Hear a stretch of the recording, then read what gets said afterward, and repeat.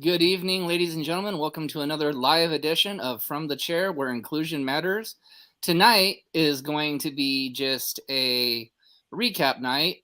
Nathan's guest failed to appear yet again because he's working, which we understand. But, if you guys are keeping record, this is all of Tony's guests appear. All of Nathan's guests don't appear. That is why Nathan is now in the doghouse and now the fourth name listed on this podcast. Because he refuses to know that I am better than him, and he knows it. So, every time you say that big mushroom-sized head of yours. Now taking over the host position, as it very well should be, the two squares in the entire pod is myself and the host, Mr. Pat. That's right. We're just going to leave Nathan in the doghouse for just a little bit. So,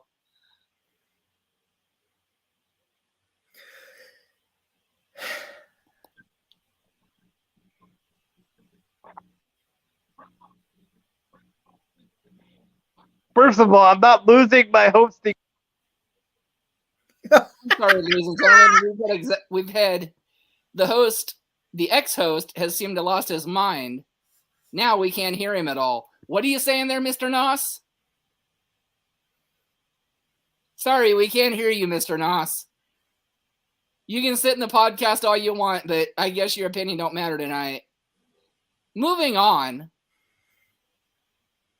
I think Mr. Pat wanted to do a Raw recap tonight, so I did. So let's lead off and let you start with the matches on Raw since I missed it. Why don't you enlighten the fans of what's going on? So they started the world title tournament with the first match being Seth Rollins, Shinsuke Nakamura, and Damian Priest, which we all knew that Seth Rollins won it. And then the other match later in the show was Cody Rhodes,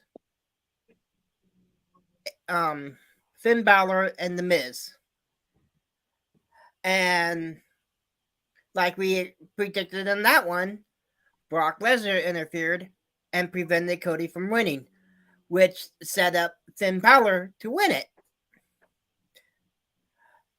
And so on SmackDown, for one of the triple threats, it'll be as we predicted,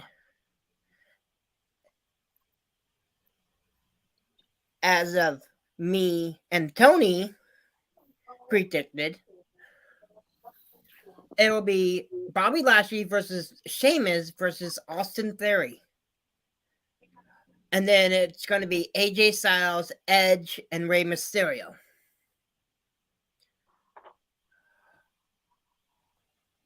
Now, I really think Austin Theory is going to find a way to win it. Or Sheamus will win it because Bobby Lashley and Austin Theory still has a feud. And I think Edge will win his. So that would be a good match, main event match, to determine who faces Seth Rollins. That's right. Seth Rollins won the Raw side, defeating Finn.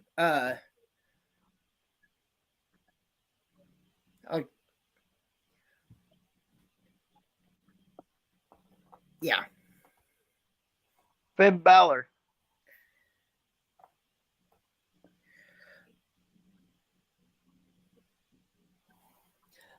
So, Tony, who do you think is going to run the SmackDown side?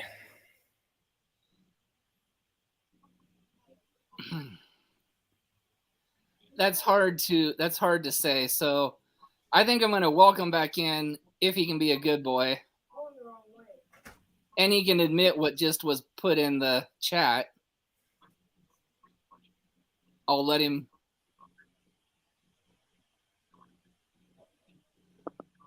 All right.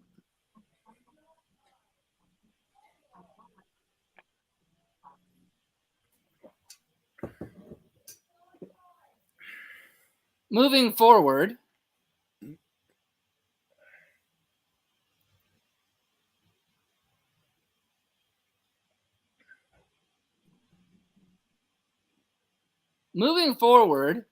I'm just going to let the host have his spot back because we actually have a viewer now. So, welcome back to the show, Mr. Nas, after having your technical difficulties. I wasn't having technical difficulties. You were playing around with it like a madman with a puppet. Well, you know, that's still yet to be I mean, you always seem to have the technical difficulties. So, moving forward, I want to just thank Pat for leading off the show while Mr. Nas was having his technical difficulties. But moving forward, Mr. Nas, what was your take of Raw? I thought Raw was good, a little kind of predictable. I mean, we knew that, anybody that followed like any of the other podcasts yesterday afternoon kind of had an inkling that Brock Lesnar was going to get involved in Cody's triple threat. I honestly thought that one that I didn't expect was Finn Balor to win the second one. I honestly thought with the type of match that that Damian Priest had with Bad Bunny at Backlash, that they were gonna have Damian Priest win the second one. But I do have to say that it was nice to see them kind of go back to the SummerSlam match that Finn Balor and Seth Rollins had for the Universal Championship. Even using some of the same moves, i.e., although in reverse, because it was Finn Balor this time that powerbombed Seth Rollins into the barricade, where at SummerSlam it was Seth that powerbombed Finn. As far as SmackDown goes, I agree with Pat in the fact that I think Edge is probably going to win his. And I think I would say AJ Styles, but I keep hearing rumors that AJ Styles is going to go after Roman Reigns. So yeah, I have to agree because I think there's going to be a feud between the OC and the Bloodline. I would have to say the finals on Raw possibly could be Sheamus and Edge, with Edge winning, and then it would be Edge versus Seth Rollins at Night of Champions. And I would actually agree with the OC versus the Bloodline, except for one thing. We don't know what the Bloodline's going to look like after this Friday, because everything that's been going on, we don't even know where Solo's coming in the Bloodline, what the message was that Roman gave to Solo 2 weeks ago when the Usos lost the rematch to Kevin Owens and Sami Zayn.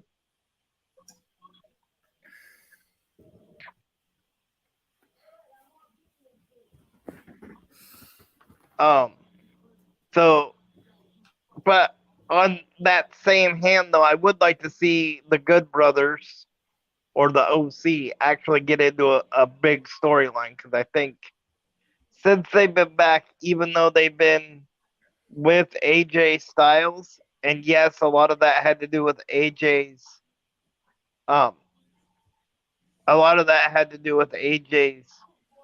injury, but I think they've been really underutilized since they left Impact and came back to WWE. Yeah, I can actually see the OC challenging Sammy and Owens at Night of Champions. Ooh, that's a good possibility. Because really, who else would you have challenge him other than the OC? I mean, the Viking Raiders could be one. The Street Profits. Well, since the Viking Raiders and the OC are kind of feuding now on SmackDown, why don't you do like a multi-branded Fatal 4-Way? But again, the Raiders are not on SmackDown. Right, but let me. I would say do a Raw and SmackDown tag team turmoil match at Night of Champions, and then the winner faces the champions that same night. Possibly, but I don't know if you'd want to do. It depends on how many people would want to go to Saudi Arabia. Sometimes, not a lot of people want to go. And so if that's the case, you wouldn't be able to do like a tag team turmoil. You wouldn't have as many tag teams going over. I could see like a Fatal 4-Way. Yeah. Keeping up what Panda said about Fatal 4-Ways last night. A Fatal 4-Way elimination. I could see Kevin Owens and Sami Zayn, and that all hinders on whether Sami Zayn and Kevin Owens go over because of political reasons. Although all the signs say that they're going to go over, at least everything that I've been hearing.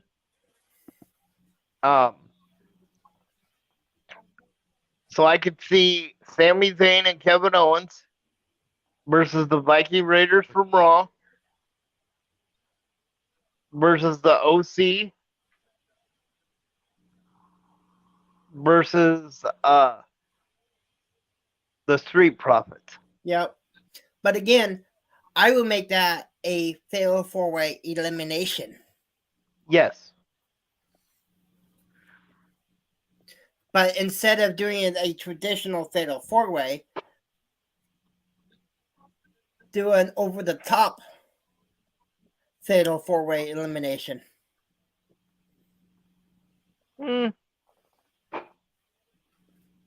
Possibly. Now that would definitely bring the ratings up. Although I just thought of something. One of the tag teams they could put in there just because he gets over really well in Saudi Arabia, they could put the Maximum Male Models in there somewhere. Not that they deserve, that they're at the level of getting a tag team title shot. But because Mansoor, whatever you want to call him, is over so well in Saudi Arabia, I can see them doing that. But I think like the main event of like Edge versus Seth Rollins, even though we've seen that before, is going to go over well. Although, do you think it would be Edge versus Seth Rollins, or would it be Cody versus Brock in the rumored fight pit match? I think they're going to make the main event Cody versus Brock again. Because that's a big moneymaker right there. They do. But really, what and this isn't a slam on Cody before anybody gets on me for this, but really, how much of a chance do we see Cody having in a fight pit match against Brock Lesnar? 5 to 7. 5 to 7 odds. I still say that's a little too high.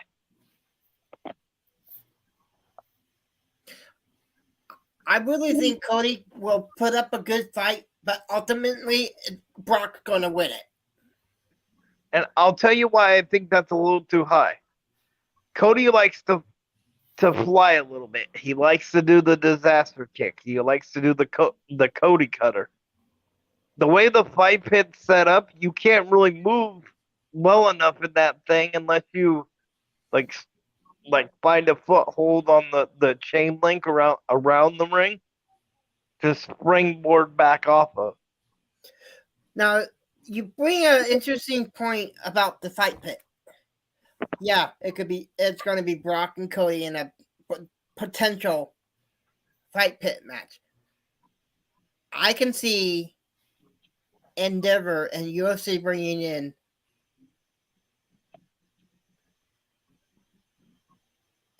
a legend to ref that match. Well, kind of like what they did with Riddle and Seth Rollins when they brought in. Oh God, I just had a name in my head and I lost it. But I think it's going to be Conor McGregor. Well, I know Conor McGregor has always wanted to do something with WWE, but he always seems to like step on his own foot every time he gets, close. I think he's going to come in, do something with the match between Cody and Brock. However, I could see Brock pushing him and Conor's going to snap and take out Brock for Cody to win. It's possible. And the guy I was trying to think of before was Daniel Cormier. Yeah.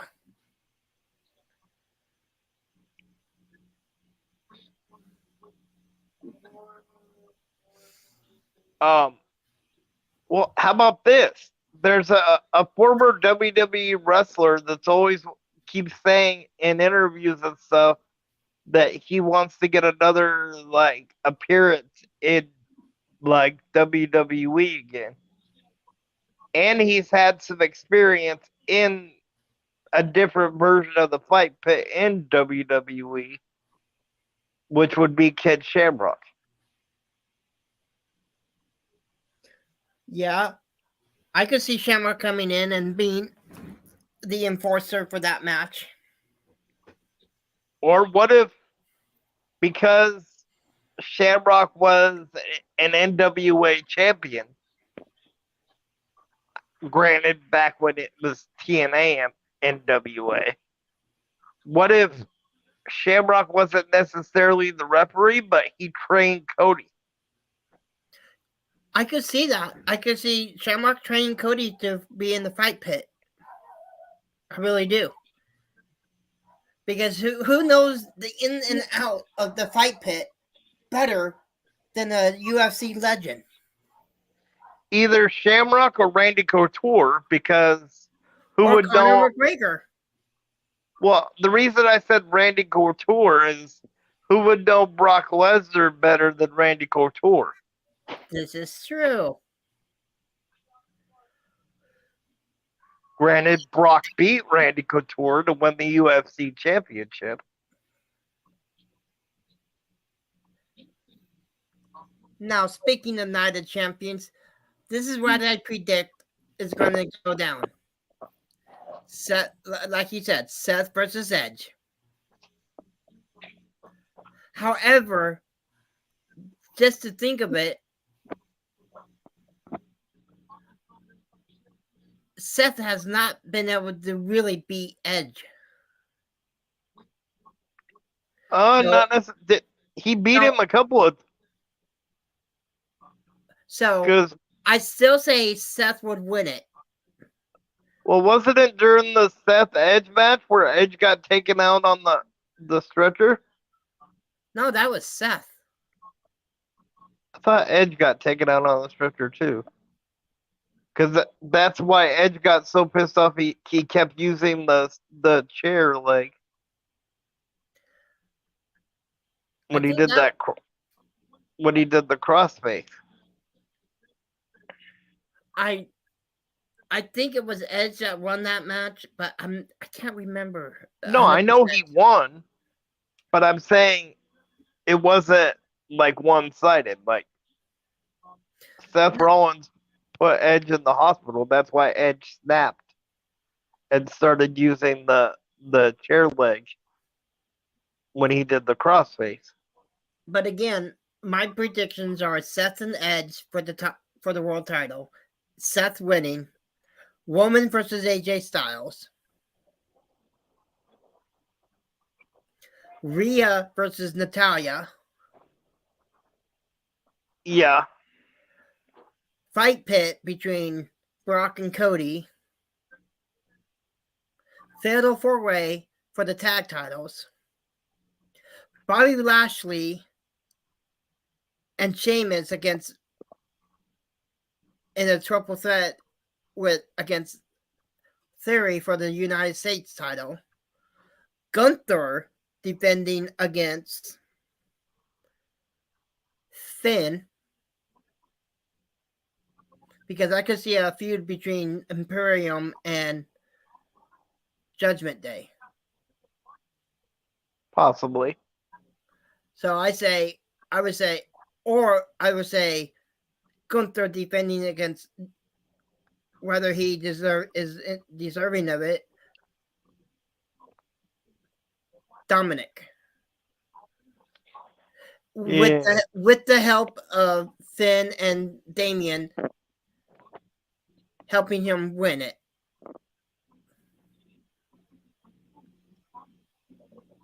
But again, I don't know if that would be the actual reason. Bianca defending against Bayley.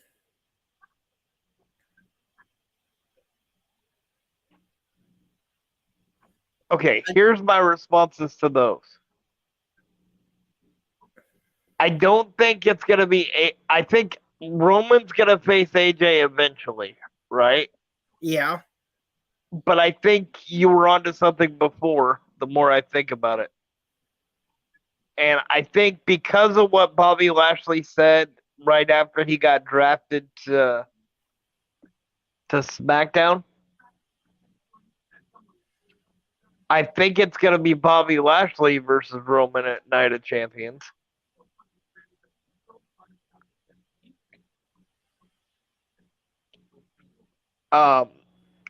As far as I agree with you with Rhea because they set that one up on Raw.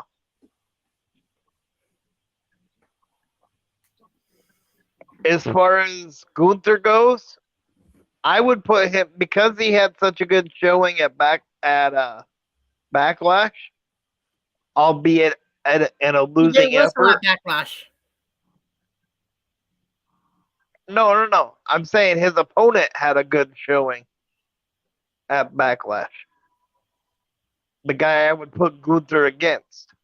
So, based on the match that he had at Backlash, even in a losing effort, I would put Bronson Reed up against Gunther.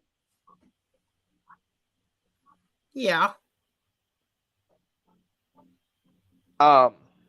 As far as Bianca and Bayley, not 100% sure if I'm sold on that one because for all we know, Bayley and Dakota could be the tag champions after Friday. I just don't. Well, they're not facing the champions on Friday. Yes, they are.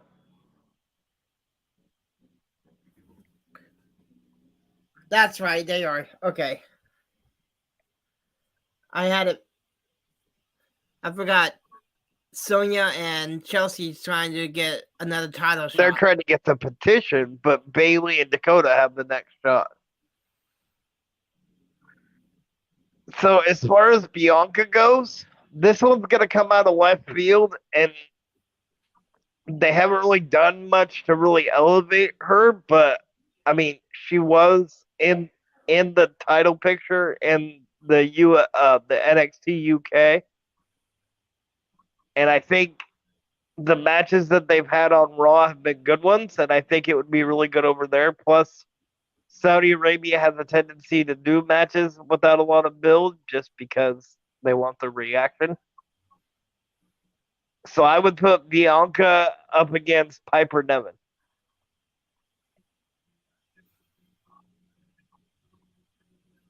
But I thought Piper Niven was on Raw. No, that's true. I'm I would say Bianca against Asuka again. I thought Asuka was on SmackDown. She is. So is Bianca. Oh, that's right. Well, we already saw that at WrestleMania, though. Would you want to run that back again at Backlash? I mean, at Night of Champions? However, I don't see Bayley and Dakota winning the tag titles. I could see Dakota challenging Bianca. Now, I can see that one, especially because Io challenged at Backlash. And Damage Control is trying everything they can to get the title away from Bianca. And I think Damage Control is about ready to break up. Oh, I am too, after what happened at Backlash. And I think you could do that by having Dakota win the SmackDown Women's Championship. Yep. Because I think Bianca is ready to take some time off and... Well, her and Montez are going to have to take some time off eventually because they're filming that reality show. I mean, it's not supposed to be a long reality show, so it probably won't be that long of a break. But see, what I think is going to happen is Bianca's going to lose to Dakota. Bayley's going to tell Dakota to lay down and let her pin her, and Dakota's going to refuse, and that's going to set up the split in Damage Control. I agree, but here's the question to that. Do you turn Bayley back face, or do you leave her heel and turn Io and Dakota face?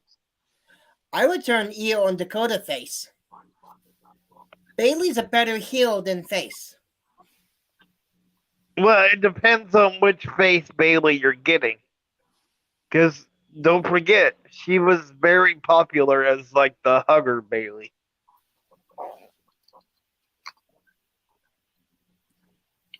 But again, you have a good point there. I'd like to know what our illustrious executive producer thinks. No. It's not all about me. You guys are actually having a good banter, although you guys seem to be kissing each other's ass so much tonight.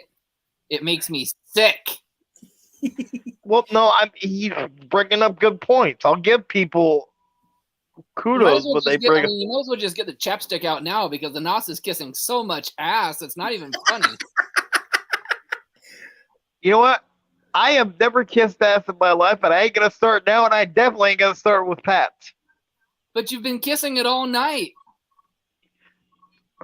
I've been agreeing with him because he has good points. Okay, but you never agree with him. I mean, come on. It's like I said, somebody's doing a major ass kiss job today, trying to get his name back to the top of the list, and that's not how you do it.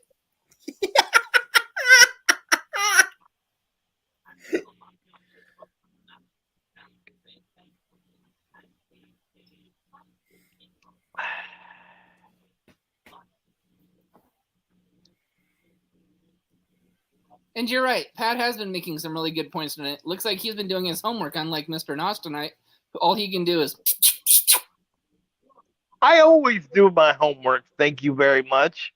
And that's why you're doing a lot of ass kissing tonight instead of actually countering his points and proving him wrong, like you like to do. So what you're saying is every time somebody makes a good point, I'm supposed to argue it even though I agree with what they're saying? You're always supposed to get your point across that you're the better and most inferior person on this podcast. It's what you do the best. Well, I am better than everybody on this podcast. See? I mean, there you are right there. You egotistical little piece of flying forehead. You told me to be that way. You just said you need to put yourself over, so that's what I'm doing. So make up your mind, You don't need to put yourself fathead. over. What do you want me to do? I mean, come on, you little egotistical little piece of flying forehead. Look at where your name rates amongst. I'm not on a forehead anymore. You can see my face. Maybe you need to clean off those bottleneck glasses that you have. It's Barney. It's his little Barney hand. Look. No, that's T-Rex, not me. I wouldn't be talking there much there, Mr. Dinosaur. Now, except you may not have Barney as a dad, but you know. But you know what's worse? You could have Dino as your dad. There you go.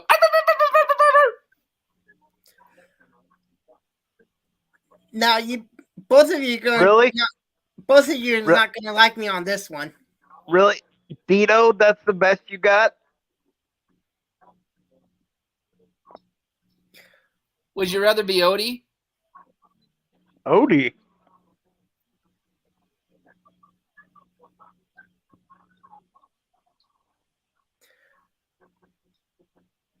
Anyways. So why are we not going to like you on this one? Because I already know I actually know 4 of the matches for Night of Champions. What, they announced them on NXT? No. WWE posted it on Facebook. Ladies and gentlemen, these are confirmed rumors, not facts. Please do not say yes. Pat, no. I'm not. We do not post anything but truth on here. I'm not posting facts because I don't believe it. But yet you did already once. I will recant what I just said. I'm not gonna say that it's true or false. I'm ignoring it. So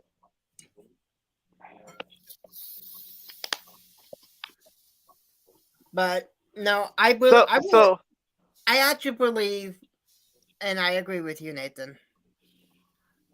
I could see a fight pit. I really do. Well, yeah, I mean, Brock did bring that up last night. So yep. Now this is something I would love to see happen. Since the merger of UFC and WWE. Who is UFC's double champion? Isn't that Pena? No. I believe it's Conor McGregor. Nope, not anymore. Conor McGregor, like, semi-retired for the UFC. Well, I could actually see this happening. Whoever their double champion, 2-belt champion is, coming to SmackDown, which is a woman. It's I'm talking about the guy. A guy. There is no double champion guy. The only double champion right now, and I don't even think she's a double champion anymore, is the one that beat Holly Holmes when Holly Holmes beat Ronda Rousey.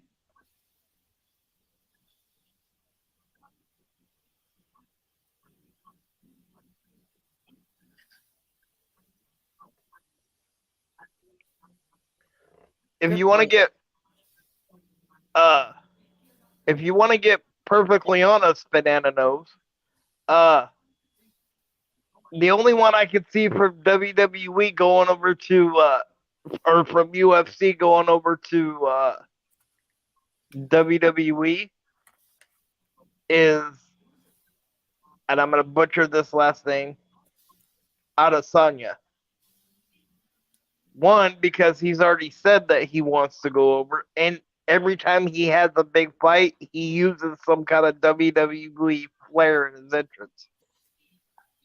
I.e., one time he used The Undertaker's entrance, complete with urn and everything, when he made his entrance.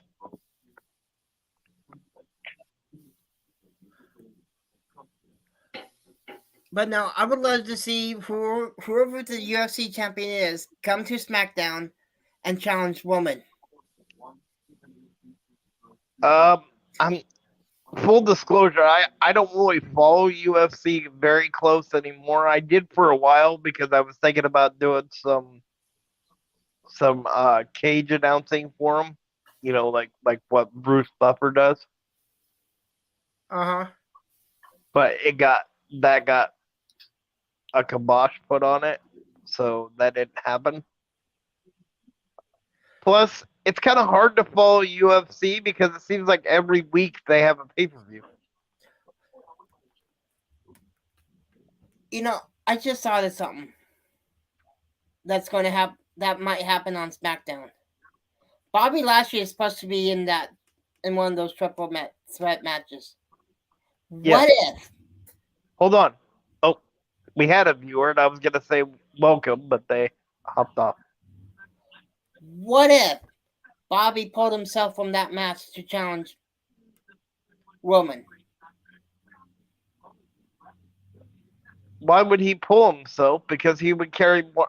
In his mind, he would carry more clout if he, even though we both know he's not going to. If he had a chance to win the WWE World Heavyweight Championship, you know how much he could hold that over Roman? Going into a feud, although, like both of us have said, and Tony has also said, the whole reason that the World Heavyweight Championship belt was created was because they wanted a title on Raw.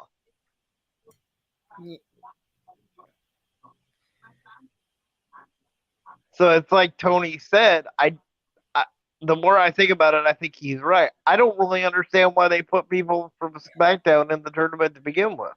Yeah, I know. That just don't make no sense.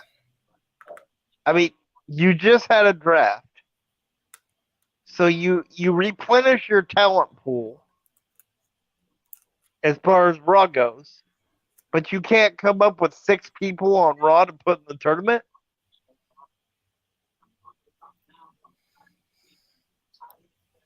I could easily. No, I could too.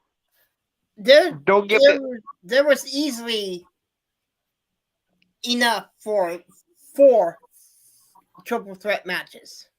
No, I could stick with the 2 because I think 2 worked. I would have went with one that they had, which was the Damian Priest, Seth Rollins. Shinsuke. Actually, yeah, you're right. It would have been 4. Shinsuke. And then I would have done. Hell, I would have put the Miz in one because I just like seeing Miz the Miz. was in the other one. I know, but listen, let me finish. Clear all that hair out of your ears that you got on your head so you can hear what I'm saying. You're just telling us that this looks good. Yeah, keep telling yourself that. No, I think that hairstyle went out in the 70s. Oh, don't worry, Pat. It still looks good. Looks better than the bald spot on the other screen. Oh, yeah, definitely. Yeah, at least mine doesn't look like I stuck my finger in a light socket. Again, you're jealous. Ain't got nothing to be jealous about. Mine is long and beautiful. Keep telling yourself that, buddy. It's good to have good self-esteem. Or whatever it is you got. Better than having no self-esteem. Oh, and by the way, I got a guest for you tonight. Nathan, this is your life. Really? And who's supposed to be this aforementioned guest? He is your former host of From the Chair, a cancer survivor, and your former roommate. You better not have. Ladies and gentlemen, please welcome to the podcast,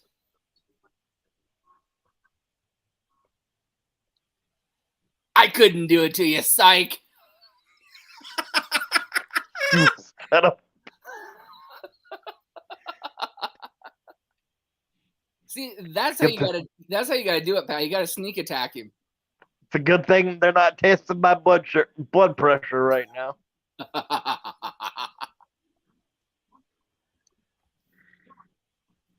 So getting back to my vast knowledge of wrestling and the point that I was trying to get. What point? The point on your little nose? No, that's Pat. Actually, his doesn't have a point on it. Looks like he put an iron on his nose to flatten it out. Yeah, but at least. No, I better not. Not that one. I would. What, you scared? No, I don't. I just rather refrain from you saying what I was gonna say. So I would, like I was saying, I would do one of the triple threat matches that they had, which was the Seth, Shinsuke, and Damian Priest. And ladies and gentlemen, this is why he puts everybody to sleep on the podcast. He is so long-winded, and he takes forever to get to his point.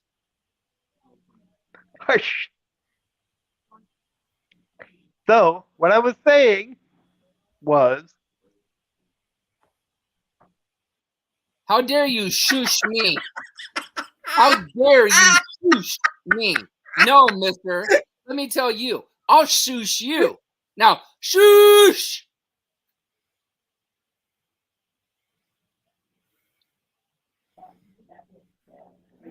I'll shush who I want. That's the best way to shush someone, Tony.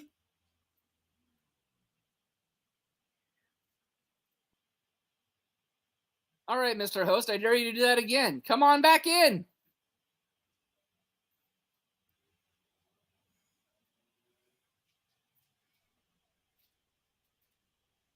Now, as you were saying, Mr. Host, and I'm sorry, he's having technical difficulties, ladies and gentlemen. Nobody can hear him.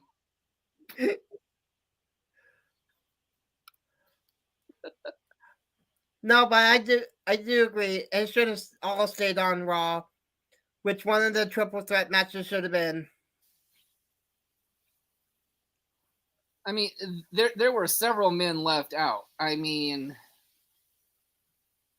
several men left out. What about the Alpha Academy? Each one of them deserved a single shot. Oh, yeah. You know, you could have had the Piz in there versus Chad Gable versus, how about this? How about Ricochet? Yep. Where's the love for Ricochet at anyway? I mean, that man busts his butt, busts his ass for what? To team with Braun Strowman? For what? Not to win the tag team titles? I agree on that one. Ricochet is a really excellent high flyer. He needs a push.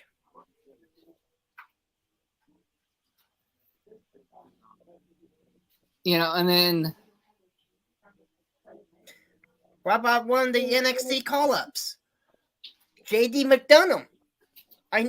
He may be green, but he knows how to be a champion. Oh, please. Talk about somebody who kisses a lot of ass. Pat kisses a lot of JD McDonough's ass on this podcast. I'm getting sick and tired of that, too.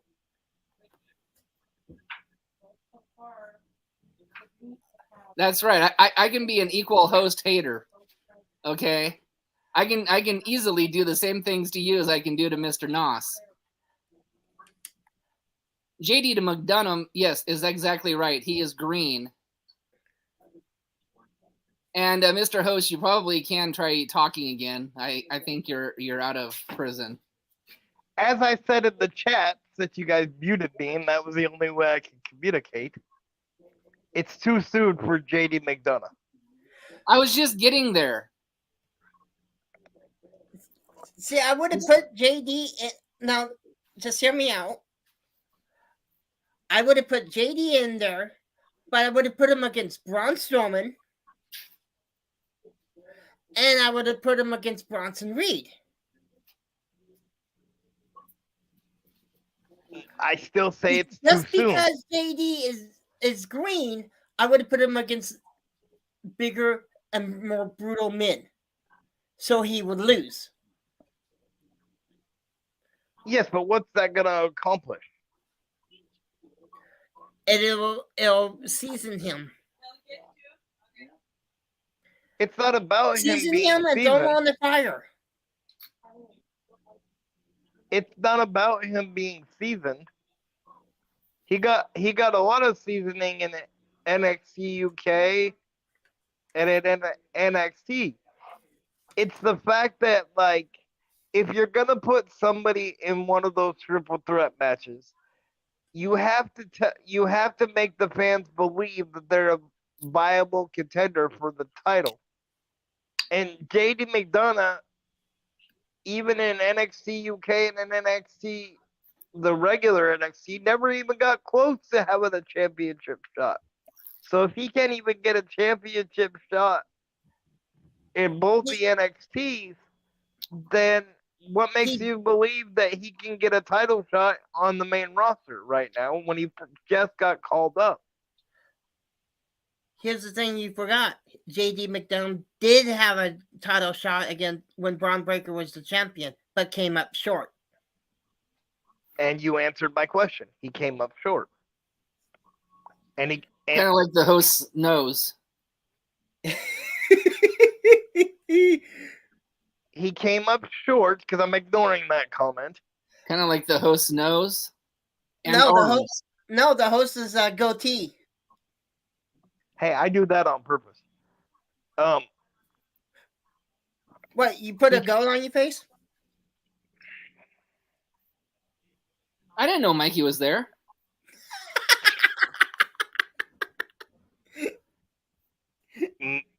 Mike is not the GOAT. Far from it, actually.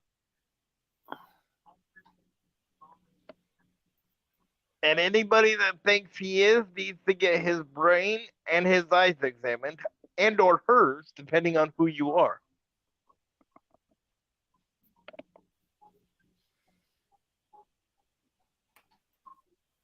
But no. Now, back to what I was saying about JD McDonough. Yes, he had that title shot with Braun Breaker, but other than a couple of like submission holds, he barely had any offense against Braun Breaker. So again, how does that match carry him credibility-wise onto the main roster to make you think that he would be a viable contender for the title?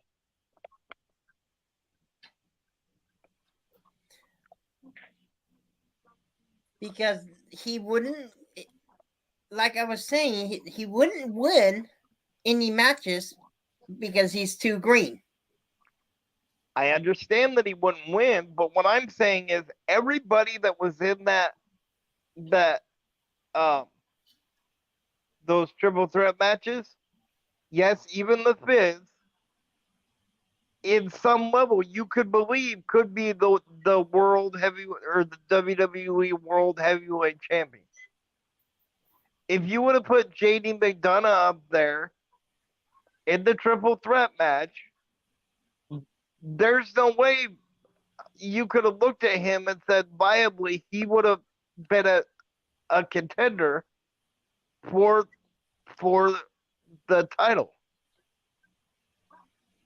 Not saying he won't be in the future. It's just too soon, and he needs to establish himself on the main roster. Now, I have to agree with Tony on this one, what I'm about to say. If they would have brought Braun Breaker up, I could have seen him in one of those triple threat matches. Absolutely. Because Braun Breaker established himself in NXT as a dominant force. And shame on the WWE for not drafting him. So again, that kind of proves my point to where he would have been a viable contender in the fans' eyes if they would have put him in that. Yep. Well, and let's go even further. There's two people on SmackDown who are actually more deserving than a couple of people on the SmackDown roster that got their shots. And yes, one of them is a call-up and one of them isn't. And I know the host will fight tooth and nail for this because the one guy I'm about to say he totally hates with a passion. And the other guy just happens to be one of my favorite from the Impact days. All right. So where's the love for Mr. LA Knight? Yeah. I agree with Tony on that one. LA Knight should have gotten a shot. And where is the love for Grayson Waller? Yep. Again, another contender. Or let me guess. Again, according to Mr. Noss, too green. No, because I'll tell you why. I agree with LA Knight. He's getting over like gangbusters on the main roster right now, so he should have definitely been in there. And surprisingly enough, I agree with Grayson Waller because unlike JD McDonough, Grayson Waller set himself apart with his character work, even though I hate it, which means he's doing a good job. With his character work and the way he antagonizes people, he set himself apart on NXT. So with that alone, you could see him as a viable contender on SmackDown for a title.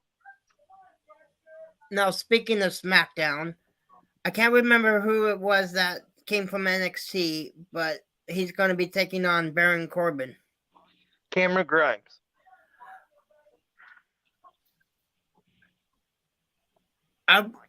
That's going to be a good match.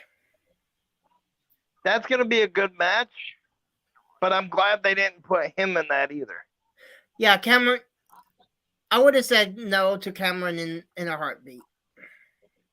Excuse me, because Mr. X Division champion in Impact? Really? Not a main event roster talent? Really? Not yet. Really? I did. Hold on. I didn't say he wasn't a main event talent. Really? I've been a fan of Cameron Grimes since he was Trevor Lee in Impact. What? I've been a fan of Cameron Grimes when he was Trevor Lee in Impact. But the reason I wouldn't say no for a title shot.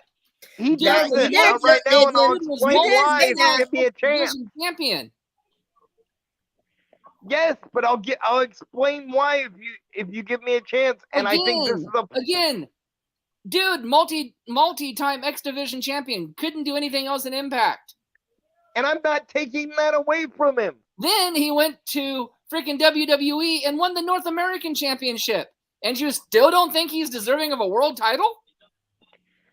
Yes, and I'll explain to you why if you give me a second to explain it. You don't need a second to explain it. It's stupidity. It's asinine. It's not stupidity. It makes perfect sense because he can't be a contender when he hasn't been on TV for 3 months. Yes, that's WWE's fault, but you can't have somebody be a contender if you've had them sitting on the sidelines since he was done with NXT for 3 months. And how long were you sitting on the sidelines before you got your podcast started? I'm not competing for a championship. No, but you're competing to be the best podcast in the world. I am the best podcast in the world. According to you. But how long have you been off? I mean, Melzler and the Dirt Sheets and everybody else has got, even Ango has got more experience doing a podcast than you do. I won't argue that point.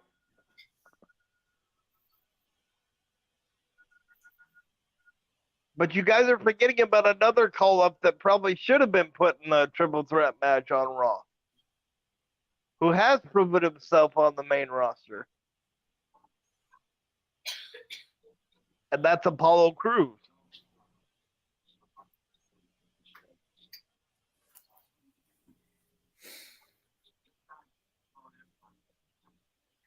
I mean, nothing against Apollo.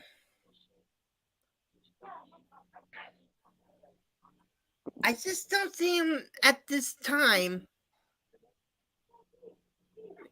having a major title just yet. In the near future, yes. Hold on. How could you say that when on the main roster he's already been the Intercontinental and the United States champions, and when he was down on NXT with his rivalry with Grace, the aforementioned Grace Waller, had one of the most captivating storylines that they had down there at the time. But has he ever won the big one? No, he hasn't.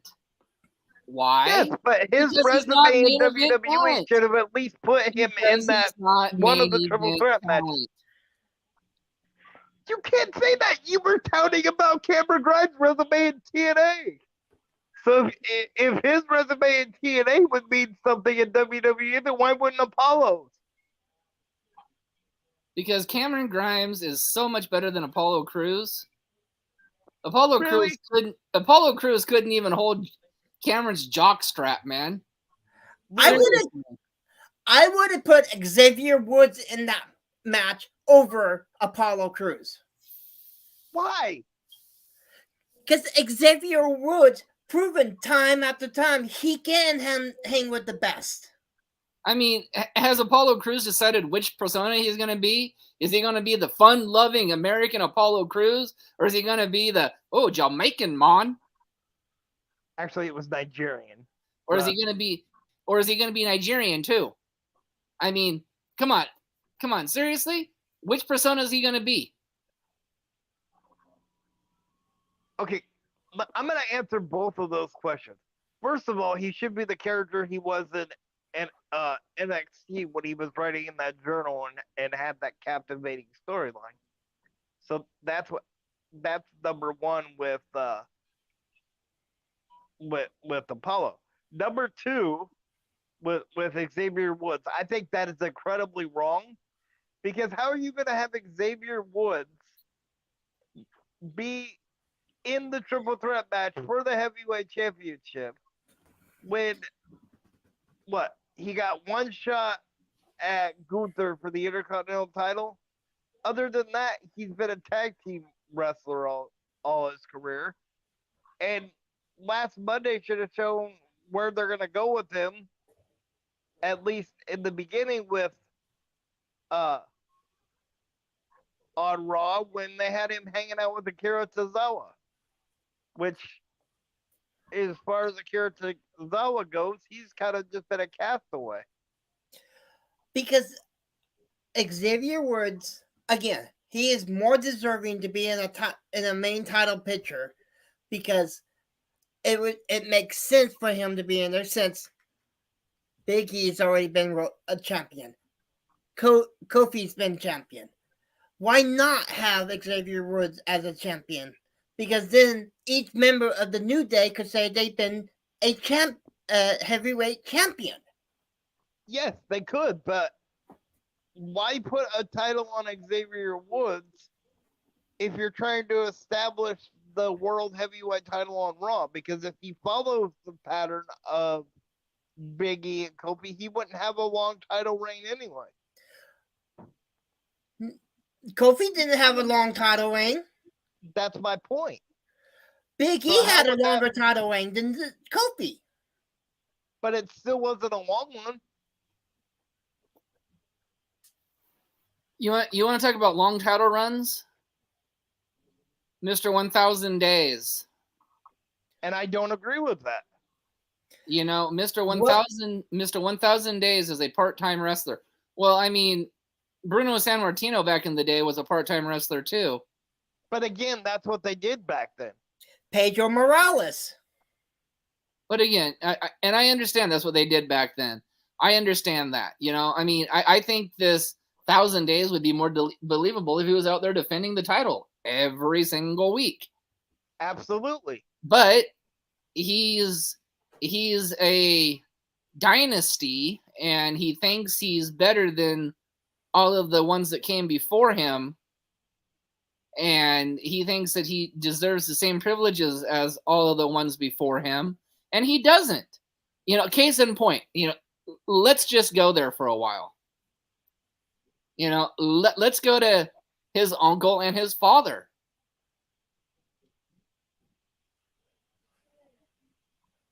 You know, let's go to the Wild Samoans. Great tag team. Were they underutilized in the WWE? Absolutely. Yes. Because Vince McMahon, for some reason, wanted to underutilize them. Let's move down the list here. Let's see here. Let's go to Rikishi. Underutilized. Very underutilized. Hell, let's go to Umaga. Extremely underutilized. You know, the only one in that generation that was actually used and used correctly was Yokozuna. Yep. And he wasn't even able to use his Samoan heritage. They had to turn him into a Japanese character because they had too many Samoans on the roster at the time. But you know, the only one out of that bunch that actually was utilized the correct way and had world title runs was Yokozuna. Yes, but to be fair, I think Umaga was on that same track if he wouldn't have, you know, if they would have kept the track when he won the Intercontinental title.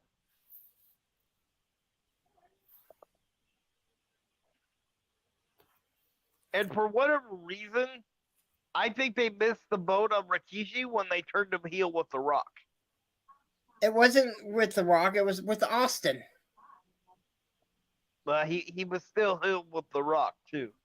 But my point is, they missed the boat when they turned him heel. But he was heel before he was Rikishi as well.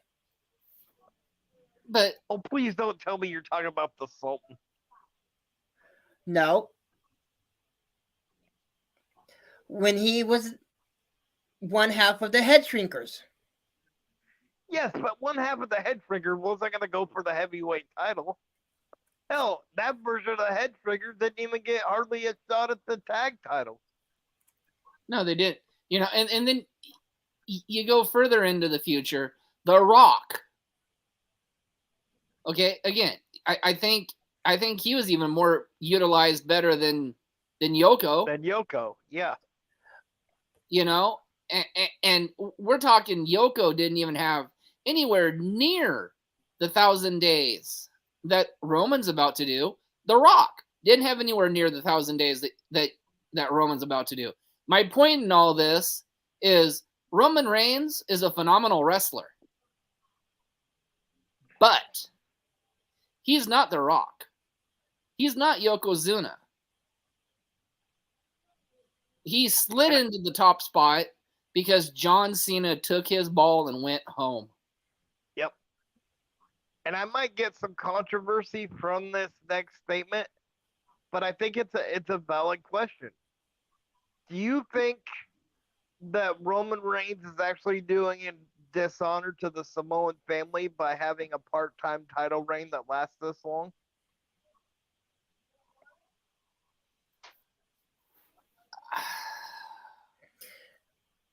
That is a hard one to actually. That is extremely hard to answer because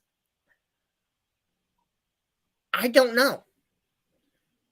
It's a Samoan dynasty. It's a Samoan legacy.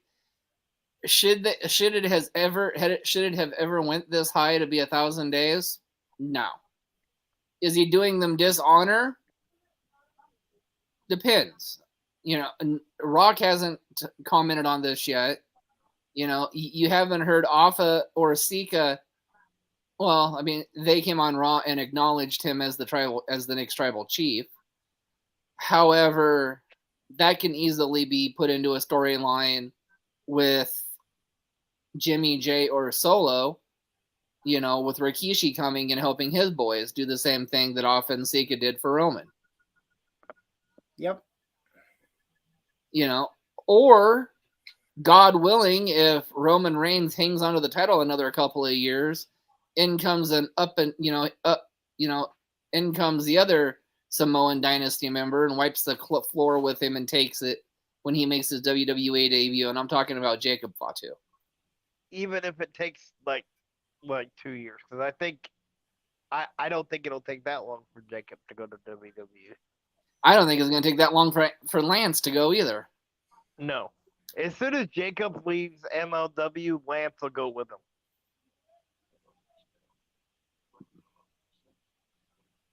I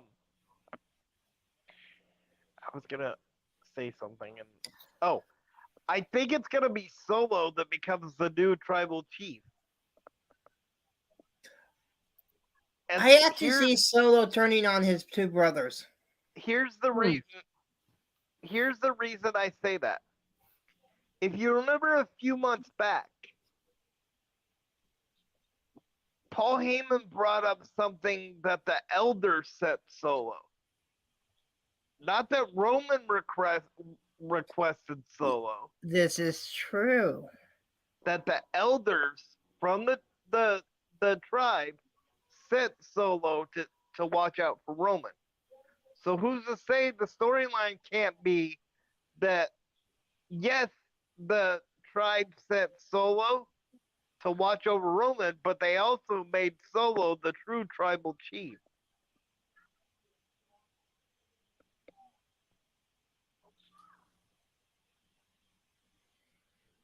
This is a good point. However, I do agree with Tony. The bloodline's going to fall apart, and it's all going to be because of one man, Solo. In comes Rikishi to control his three boys.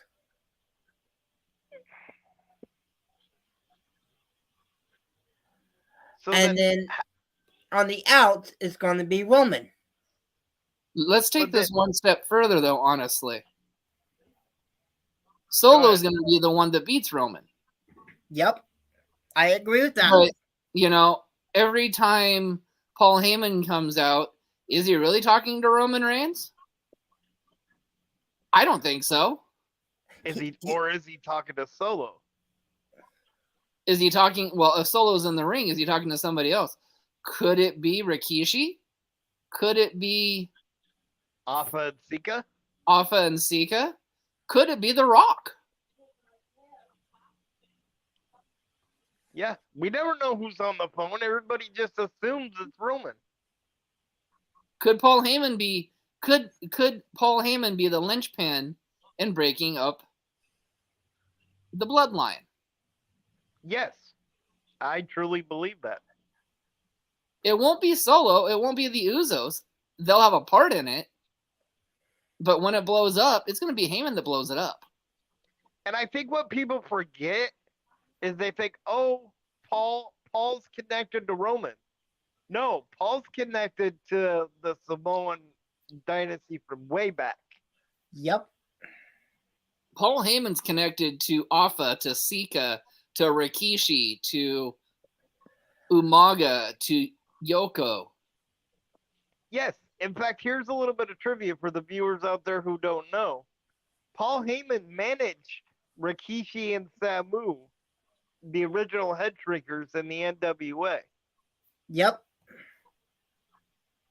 The original Samoan SWAT team. Yep. Now, let's take that a little bit further, though.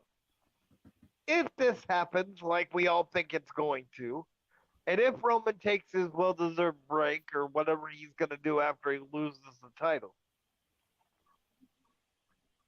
and somebody else takes over as the tribal chief, whether that be Solo or debuting Jacob Fatu or, somebody else, right?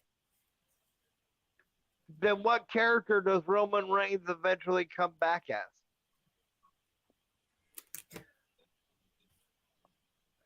I would say he would be coming back as more aggressive Roman, but a face instead of a heel. And here's another thought-provoking point. depending on what Seth is doing, when Roman comes back, does Seth and Roman reform a new version of the Shield with an up and coming wrestler to take out the Bloodline?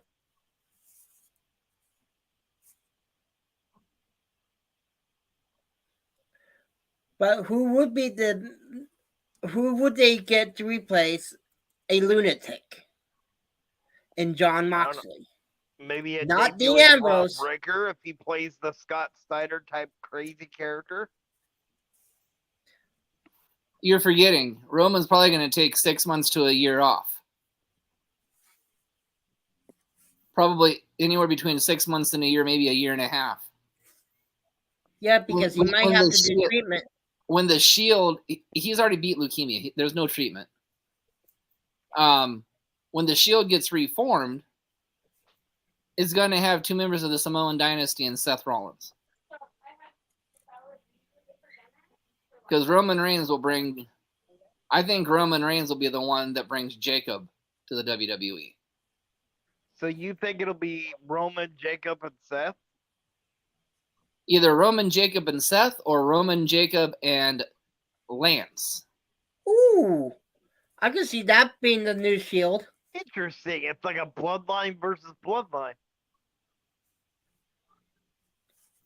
All I can say is when now that is rumor,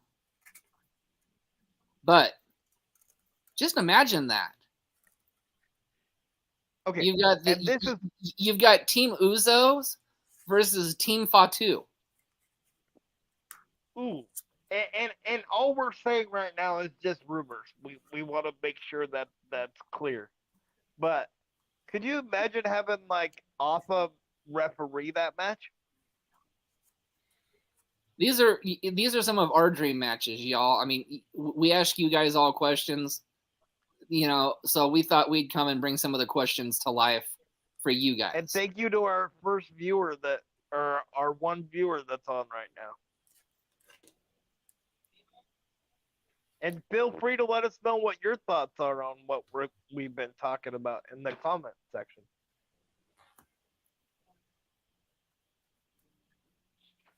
And I want to take a minute to say thank you to our sponsors, to the CARE program, which stands for Community Action Reaching Everybody. And to get a hold of the lady in charge, you can get a hold of her on Facebook. It's Becky Bernhardt. Also, Bruce Nichols Painting for all your painting and pressure washing needs and lead removal. And you can find him on Angie's. And don't forget our other sponsor, Big Money Dodge. Hey, he hasn't paid me yet. His money's good. Yeah, if you want to get paid Monopoly money, that's your business, not mine. You're just jealous that he has the money.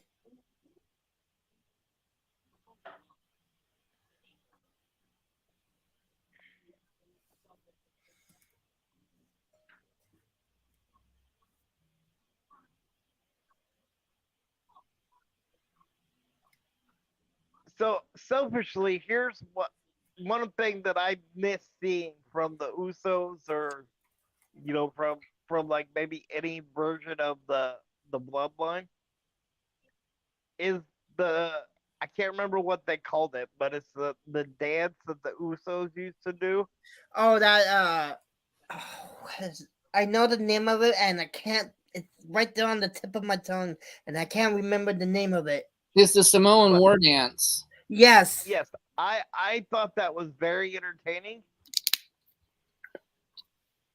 and it added a lot to the character. I did too.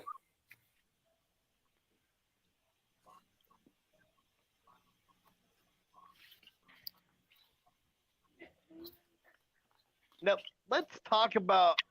We talked a lot about Raw. We talked about a little bit about NXT. let's talk a little bit about the card that AEW has this week. Because I think AEW has one of the better cards that they've had in a while this week. I mean, you have Orange Cassidy versus Daniel Garcia for the International Championship. Garcia. I don't know about that, but it's a possibility.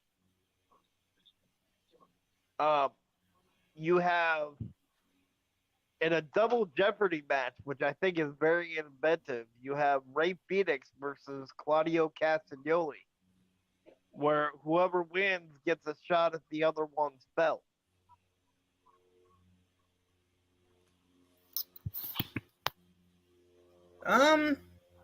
Claudio. So if Claudio wins, which member of BCC goes with him to challenge? That's an interesting question because recently he's been teaming with Jon Moxley, but he has also teamed quite a bit with Wheeler Yuta.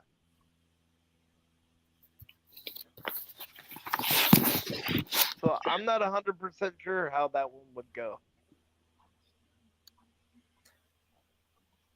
Then you have the Best Friends and Bandito versus the House of Black for the Trios Championship. And I know there's a stipulation to that one, but I'm not 100% clear on what exactly it is. I would have to go with House of Black on that one. That one I would agree with. Then you have women's action. You have Anna Jay versus Julia Hart in a no-holds-barred match. Again, I have to go with Julia because she's going to find a way to win it. I disagree with that one.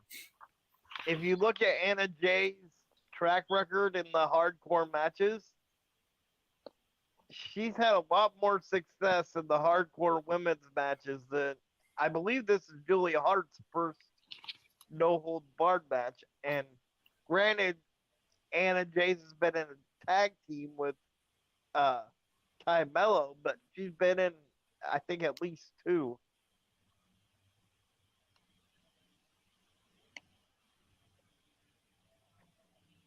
And then the main event, or unless they add something, but what should be the main event, is Jon Moxley versus Kenny Omega in a steel cage match. I would have to say that's going to be one bloody match. Well, of course it is. It's going to have Jon Moxley in it. But I look to see Bryanson find a way inside that cage to help Moxley. I can see that, especially the way they're building up the match between Danielson and Omega. But I think the only thing that makes me kind of question that part is that I think Tony Khan knows the magic that Moxley and Omega have made in the past. So I don't know if during the match Bryan Danielson would get involved. But I do think after the match, after the cage is lifted up, I can see Danielson getting involved. Plus, I think, correct me if I'm wrong, but isn't this the first time that Kenny Omega and Moxley have wrestled since the dud of the Exploding Death match? Yes. So that tells me that Tony Khan's probably going to want to give them a proper finish based on what happened the last time without there being any interference till afterwards.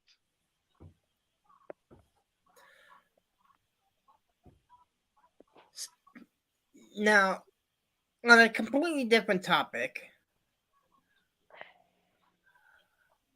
What do you think of this dream match? A dream trios match? Or, no, let me rephrase that. A dream stable match. All 4 of the Bloodline against all 4 of the Elite. Well, that would be amazing, but I think it's going to be a while before the Elite go to WWE. Because eventually I look to see the Elite come and join Cody. I don't know if they'll join Cody. It depends on where Cody's at when they go when they come over. Right. Because I look to see the Elite pull off something like the Radicals did when they debuted. I honestly, the match that keeps getting hyped up that I keep hearing about is, although I don't see the Usos ever leaving WWE anytime soon, is the Young Bucks versus the Usos. Now, I would love to see a match with those 4. Because then you can determine who is the greatest tag team of this era. The Hardys. I'm just going to say the same thing.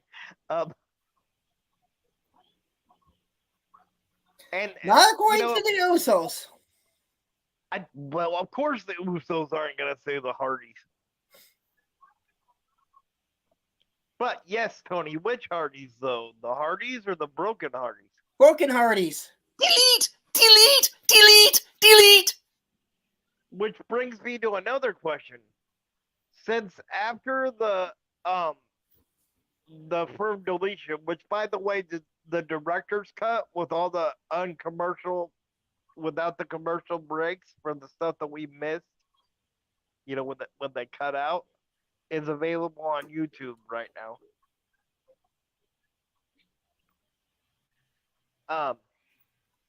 With the ending of the firm deletion match, what do you think's next for the Hardys?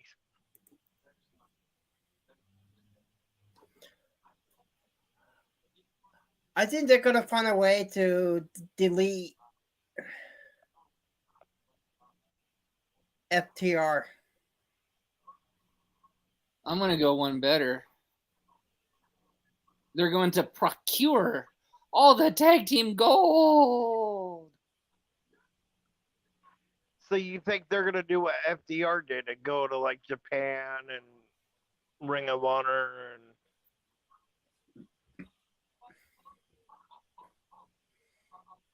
although if Jeff's on probation, could he travel to Japan?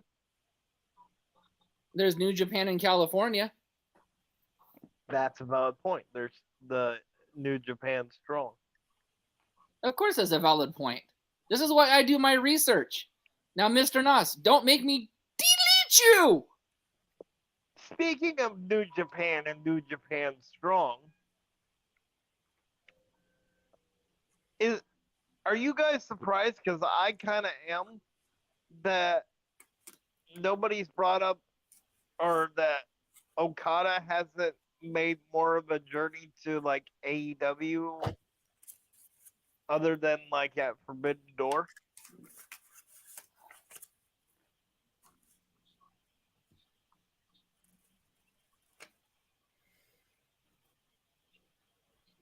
I'm not surprised. Look at the I can't remember his name, but he's wrestling in New Japan without a contract right now. I don't know who you're talking about. Oh, Tama Tonga. Yeah. Now there's another dynasty. Well, yeah, he's probably going to WWE. Yep. And I could see his daddy and his brother following. I could see. Well, which brother?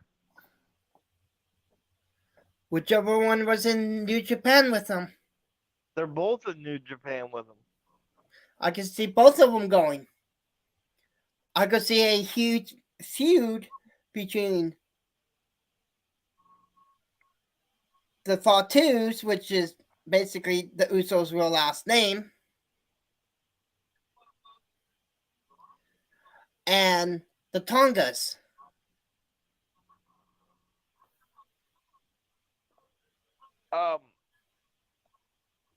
I think the Gorillas of Destiny would be amazing in WWE. I want to say that Hikuleo would be good in WWE, but I don't know if they would give him the push that he would deserve.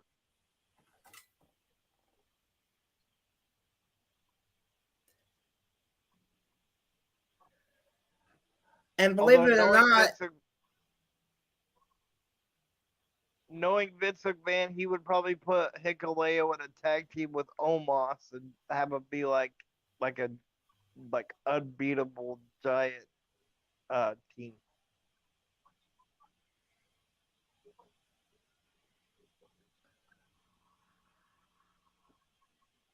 however, I'm not 100% sure.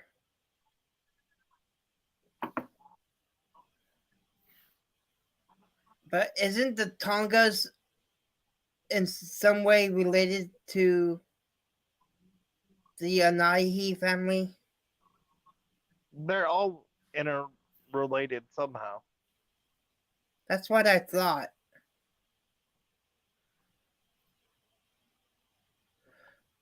Because back to what Tony was saying, while a woman's taking some time off, the Tongas could slip in and have a nice little feud with the Bloodline. And then when woman comes back, they all become one. That is a possibility. Especially because I keep hearing more and more that WWE is extremely interested in Tama Tonga. Yep.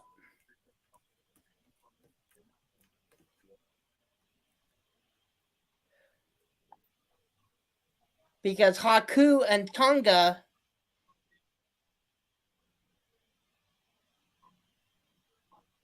I don't know how they're related. That's his dad. No, I'm talking about, remember the Tonga kid? Yes, they're cousins. That's what I was trying to remember, how they were related.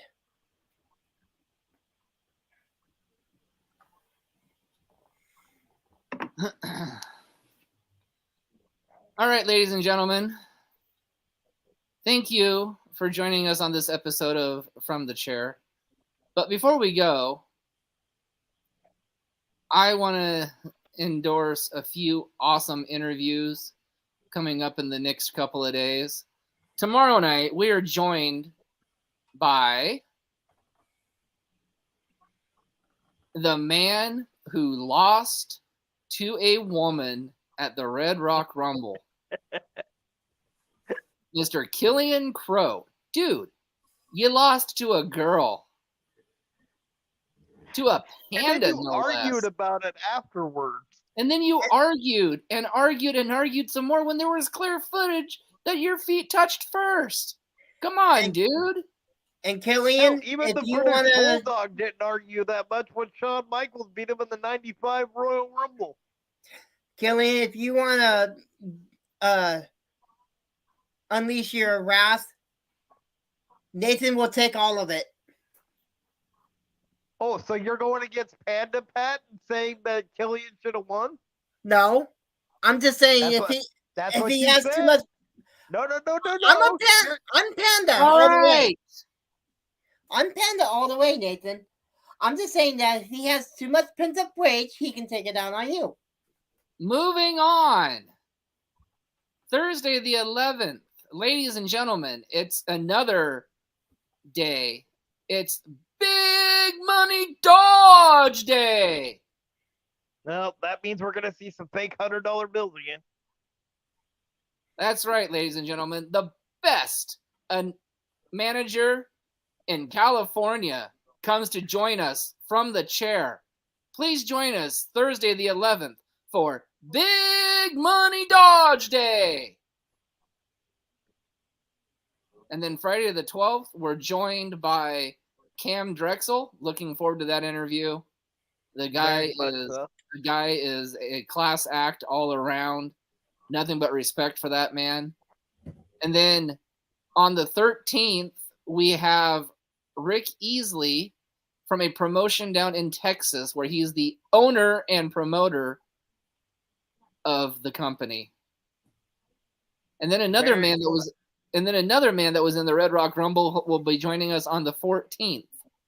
And that is Mr. Ray Schwarak. I hope I'm getting the name correct. And then on the 15th, ladies and gentlemen, not me. And then on the 15th, ladies and gentlemen, we have the first ever Luchadora. Yes, that's right, ladies and gentlemen. We have a Luchadora. We interviewed our first ever Luchador about a month ago. Now we get our first ever Luchadora. And that is Miss Scarlett, the Queen of Heart Rose. Yes, very excited about that one. And then on the 16th, Mr. Noss is going to have to pull double duty because he has to be up really bright early in the morning when he interviews referee extraordinaire, Mr. Christopher Barons, at 9 a.m. in the morning. That's right, ladies and gentlemen, a very special early edition of From the Chair, 9 a.m. Pacific Standard Time. I hope Mr. Noss gets enough sleep the night before because I hear he's pretty cranky in the morning when he gets up. The chairman might actually have some coffee that day before he gets on, just to make sure he's awake for. At 6 o'clock that evening, ladies and gentlemen, you might want to batten down the hatches and hide because we have a madman from the Badlands joining us at 6 p.m. And this guy is a throwback, man. I mean, this is gonna be fun. And then that'll take us into the 18th to where we have Javier Cruz. And then we can continue our Women's Revolution this month and invite Miss Carrie Jean Brody on the 19th. On the 21st, we have Dean Shore. No, not Dean Ambrose, I wish. But Dean Shore. Followed on the 22nd by Jordan Cruz. And then, ladies and gentlemen, on the 23rd, we have promoter extraordinaire out of the state of Washington on the east side of the mountain, Mr. Steve Dodge. Come on down to From the Chair. Looking very much forward to that one. He's starting a promotion, I do believe, in Spokane. And then followed by the 24th, where we have a moonshiner. And I hope to God he doesn't drink that moonshine on set. Mr. JB Moonshine will be joining us. And if he does, it's going to be an interesting interview because about halfway through, I'm not sure if we'll be able to understand what he's saying. And then on the 20th, just water. And then on the 25th, ladies and gentlemen, Nathan has single-handedly lured the best interview that this podcast probably, arguably, will ever do, besides Miss Pandemonium Day. I'm sorry, that was our best interview ever. I would agree with that. The NWA U.S. Tag Team Champions, the Country Gentlemen. Extremely excited about that. And hopefully we'll get to talk all thing Crockett Cup. Yes. And get to talk about some of the legacy in the Crockett Cup. Looking so forward to interviewing the Country Gentlemen. And the current Crockett Cup, because there's been some interesting teams that have been announced for that. And then on the 26th, we have a referee extraordinaire again, Mr. Reggie Cassidy. And then on the 27th, we have somebody that the host has been in a feud with coming on before the media scrum. We have T-Rex joining us. And then at 5:30, we'll have the media scrum. And that's as far as I think we'll go. There's 3 days left of the month, but I think that's as far as we'll go tonight. So until tomorrow night, when we get to listen to a grown man cry because he lost to a woman. And yes, ladies and gentlemen, I will rub that in his face. As you should. Because I made a banner.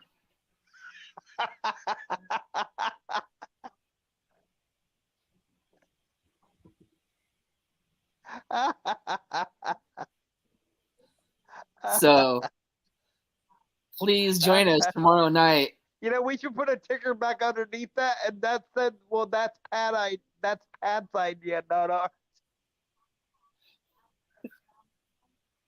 So join us tomorrow for Mr. Killian Crow. We're actually looking forward to interviewing Killian. We might understand him through the tears, but we'll see. That remains to be seen. Until tomorrow night, please, everybody, help me by Venmoing me or Cash Apping me or sponsoring this podcast to help get the host his flippin' flea dips that he needs every night. Because without it, we can't control the pet population and have your host spaded or neutered. Until tomorrow night, good night, everybody. Good night.